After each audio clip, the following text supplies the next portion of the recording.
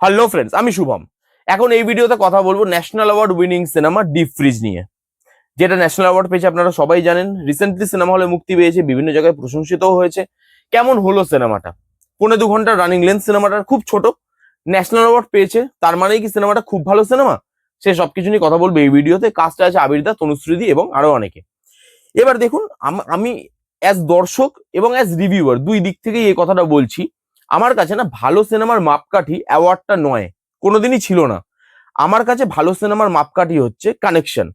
যেই সিনেমা দর্শকের সাথে কানেকশন তৈরি করতে পারবে সেটা ভালো সিনেমা। সেটা অফরোড সিনেমা হতে পারে, আর্ট ফিল্ম হতে পারে, সেটা কমার্শিয়াল মুভি হতে পারে, বিদেশে যাচ্ছে, হিরো লাল নীল জামা পরে নাচ গান করছে, কিন্তু সেই সিনেমাও যদি আলটিমেটলি দর্শকের সাথে কানেক্ট করতে পারে তাহলে সেটা কিন্তু ভালো সিনেমা। এইবার আমি যদি এখন এই সিনেমাটাকে নিয়ে খারাপ দিকগুলো বা এই সিনেমার খারাপ দিকগুলো তুলে ধরি, কিছু দর্শক এরকম আছে আমি জানি, যারা এক্ষুনি আমার ঘাড়ের ওপরে আসবে, এসে বলবে তুই কি বুঝিস, তুই কি এমন জীবনে করে নিয়েছিস যে তুই ন্যাশনাল অ্যাওয়ার্ড উইনিং সিনেমাকে ক্রিটিসাইজ করছিস। কিন্তু কোনো জিনিসের যদি জিনিসটা খারাপ হয়, সেটা ন্যাশনাল অ্যাওয়ার্ড পাক আর সেটা অন্য অ্যাওয়ার্ড পাক, সেই জিনিসটা আমার কাছে খারাপই তো থাকবে। আমি, এটা আমার চ্যানেল, আমি আমার পয়েন্ট অফ ভিউ রাখি এখানে। আমার পয়েন্ট অফ ভিউতে এই সিনেমাটা ন্যাশনাল অ্যাওয়ার্ড পেলেও এই সিনেমাটা ভালো সিনেমা কোনো দিক থেকেই নয়। কেন আমি আসছি তার আগে কিছু পজিটিভ দিক আছে, সেগুলো বলে নি। প্রথমত, আমি ট্রেলার রিভিউর সময় এটা বলেছিলাম যে লুক অ্যান্ড ফিলটা ভালো। ডিপ ফ্রিজ নাম, ডিপ ফ্রিজ আপনি যখন খুলবেন দেখবেন ধোয়া ধোয়া হয়ে থাকে, কারণ ওটা সব থেকে ঠান্ডা জায়গা, ফ্রিজের সব থেকে কুল জায়গা, এবং ওই জায়গাটা সবসময় ধোয়া ধোয়া হয়ে থাকে। এবং এখানেও না পুরো সিনেমা জুড়ে ফগি লুক অ্যান্ড ফিল্টার ব্যবহার করা হয়েছে, যাতে নামটার সঙ্গে জাস্টিফাই করতে পারে, সেই জিনিসটা ভালো। 3টে চ্যাপ্টারে জিনিসটাকে ভাগ করা, সেই চ্যাপ্টারগুলো যখন যখন আসছে সেই জায়গাটায় আপনার দেখতে সেই জিনিসটা ভালো লাগবে। তার সঙ্গে এখানে পাস্ট আর প্রেজেন্ট দুটো জায়গায় না সিনেমাটা বারবার মুভ করে এবং র্যাপিডলি মুভ করে। পাস্টের ঘটনা দেখাচ্ছে, প্রেজেন্টের ঘটনা দেখাচ্ছে। এবার এইরকম ধরনের সিচুয়েশনে কি হয়, পাস্টের ঘটনার প্রেজেন্টের ঘটনা দেখা দিয়ে অনেক সময় জার্কটা ফিল হয়, বাট এখানে জার্কটা ফিল হয় না, স্মুথলি জিনিসটা চলে এবং ভালো লাগে। একটা গান আছে, সেই গানটা ভালোভাবে ব্যবহার করা, গানটা গাওয়া ভালো হয়েছে এবং গানটা শুনতে ভালো লাগে, যেই যে জায়গায় আসে শুনতে ভালো লাগে। পারফরমেন্সের কথা যদি আলাদা করে বলি, পারফরমেন্সে তনুশ্রীদি সব থেকে ভালো পারফর্ম করেছে। তনুশ্রীদির কাঁধে অনেকটা নির্ভর ছিল সিনেমাটা, তিনি বলতে পারেন যে সেন্টার ক্যারেক্টার। তো সেখানে তনুশ্রীদি খুব ভালো পারফর্ম করেছে এবং সেখানে তিনি ফাটিয়ে দিয়েছেন। আবিরদার পারফরমেন্স নিয়ে যদি আলাদা করে বলি, এরকম ধরনের পারফরমেন্স আবিরদা যে নিজে কত দিয়েছে নিজেই বলতে পারবে না। জামাটা গুজে পড়লো, স্মার্ট দেখতে, হ্যান্ডসাম দেখতে একটা ছেলে, চশমাটা এরকম করে পড়লো, দেখতে সুন্দর লাগছে, আস্তে আস্তে করে কথা, একটা মানুষকে বুঝিয়ে বুঝিয়ে কথা বলা, সেরকম ধরনের রোল আবিরদা অনেক করেছে।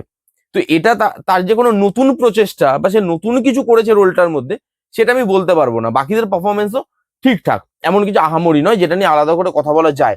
তনুশ্রীদিরটা ভালো, সব থেকে ভালো তনুশ্রীদির পারফরমেন্স। এই ছিল মোটামুটি পজিটিভ দিক। এবার যদি নেগেটিভ দিকে আসে, এই সিনেমাটার মধ্যে না বিস্তর গন্ডগোল আছে। প্রথমত, এই সিনেমাতে ডাইরেক্টর কি বলতে চাইছে সেটা তাদের কাছেই পরিষ্কার নয়। এখানে একদিকে ডাইরেক্টর বলছে বা মেকার্সরা বলছে যে, কারণ এটা মানে ত্রিকোণ প্রেমের গল্প, ঠিক আছে, হাজব্যান্ড ওয়াইফ, তার মাঝখানে একজন চলে আসছে, তারপর হাজব্যান্ড ওয়াইফ আলাদা হয়ে যাচ্ছে, তারপরে তারা শেষ অব্দি এক হতে পারছে কিনা এটা নিয়েই গোটা সিনেমাটা। তো এইখানে ডাইরেক্টর বা মেকার্স এক জায়গায় বলতে চাইছে যে হাজব্যান্ড ওয়াইফকে চিট করছে, তারপরে হাজব্যান্ড ক্ষমা চাইছে এবং ওয়াইফের উচিত প্রথম ভুল বলে সেটাকে ক্ষমা করে দেওয়া, সেটাকে ইগনোর করে দেওয়া এবং হাজব্যান্ডকে নিজের কাছে নিয়ে আসা, আবার সুখী ম্যারেড লাইফ কাটানো। এটা তিনি একদিকে বলছেন, ওকে ফাইন।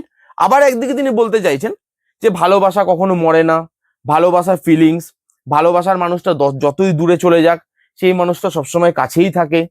সেই জিনিসগুলো এমন ভাবে তিনি বলছেন, আপনার মনে হবে যে তিনি নিজেই কনফিউজ, তিনি নিজেই বুঝতে পারছেন না যে আমি অ্যাকচুয়ালিতে দর্শককে কি বলতে চাইছি বা কোন জিনিসটাকে আমি গ্লোরিফাই করতে চাইছি, সেটা তার কাছেই স্পষ্ট নয়। এখানে 1.5 ঘন্টা রানিং লেন্থ, সিনেমাটা বোর লাগে দেখতে। কেন বোর লাগে জানেন? কারণ সিনেমাটা একই দিকে বারবার একই জায়গার মধ্যে ঘুরছে, পাস্ট প্রেজেন্ট জার্ক ফিল হচ্ছে না, কিন্তু আপনার সিনেমাটা দেখতে দেখতে মনে হবে আর তো কিছু হচ্ছে না সিনেমাতে, আর আমি কি দেখছি সিনেমাতে, আমি বুঝতে পারছি কি হয়ে গেছে সিনেমাতে, এবার আর কি হবে, আর কিচ্ছু হচ্ছে না। ওর মধ্যে আরো যে আপস অ্যান্ড ডাউনস, সম্পর্ক, একটা সম্পর্কের মধ্যে আরো যে ভাঙা গড়ার গল্প, তাদের ভেতরের যে কথাবার্তা, সেই জিনিসগুলো ফুটেই আসে না। ইমোশন, এই সিনেমার মধ্যে ইমোশন সব থেকে বেশি কানেক্ট হওয়ার প্রয়োজন এরকম ধরনের সিনেমায়। এই সিনেমাটা ইমোশন ওয়ার্কই করে না। কোথাও আপনার মনে হবে না যে বাহ এই জায়গাটা খুব ইমোশনাল করছে আমাকে, আপনার কোথাও মনে হবে না। এবং এই দিকগুলো সিনেমাটা একদম মুখ থুবড়ে পড়ে। 1.5 ঘন্টার রানিং লেন্থ, মেকার্স কনফিউজড কি দেখাতে চাইছে, বোর লাগে সিনেমাটা দেখতে, সে নিজে যেই স্টেটমেন্টটা দিচ্ছে সেটা জাস্টিফিকেশন দিতে পারছে না। এবং কি করেছে, একই জায়গার মধ্যে একই ঘরের মধ্যে বসে কথাবার্তা বলছে, এবং কথাবার্তার মধ্যে ওনার সে ডিপ ডিপ ব্যাপারটা নেই যে যেটা দিয়ে আপনি রিলেট করতে পারবেন, ডায়লগ গুলো ফিল করতে পারবেন, ডায়লগ গুলো এরকম মানে যেটা আপনার মনে লেগে থাকবে, সেই জিনিসগুলো নেই এখানে।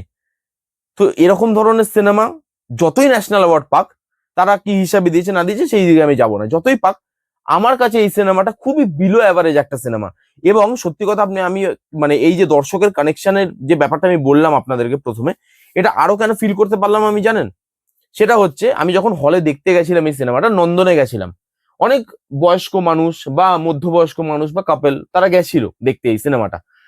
এবং তখন তারা যখন বেরোচ্ছে, তাদের মুখে না ডিপ্রেশন, তারা সিনেমাটা দেখে হতাশ, তারা বলছে এটা কি বানিয়েছে, কি বলতে চাইছে, কি আছে সিনেমাটার মধ্যে, একই জিনিস দেখিয়ে যাচ্ছে, গোল গোল ঘুরছে, ভাই ভালো না।